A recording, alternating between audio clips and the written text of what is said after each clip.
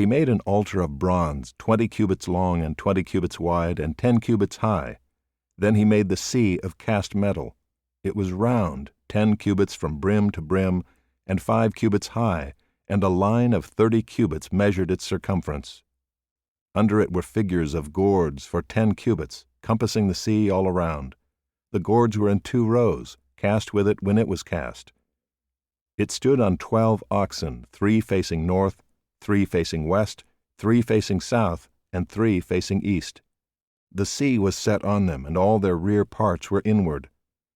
Its thickness was a handbreadth, and its brim was made like the brim of a cup, like the flower of a lily. It held 3,000 baths. He also made 10 basins in which to wash, and set 5 on the south side, and 5 on the north side. In these they were to rinse off what was used for the burnt offering, and the sea was for the priests to wash in.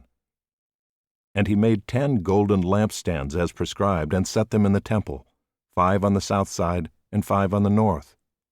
He also made 10 tables, and placed them in the temple, 5 on the south side, and 5 on the north. And he made 100 basins of gold. He made the court of the priests, and the great court, and doors for the court, and overlaid their doors with bronze. And he set the sea at the southeast corner of the house. Hiram also made the pots, the shovels, and the basins.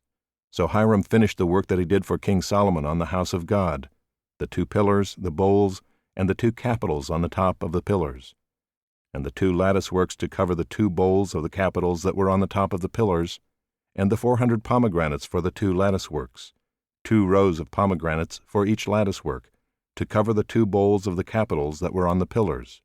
He made the stands also, and the basins on the stands, and the 1 sea and the 12 oxen underneath it. The pots, the shovels, the forks, and all the equipment for these, Hiramebai made of burnished bronze for King Solomon for the house of the Lord.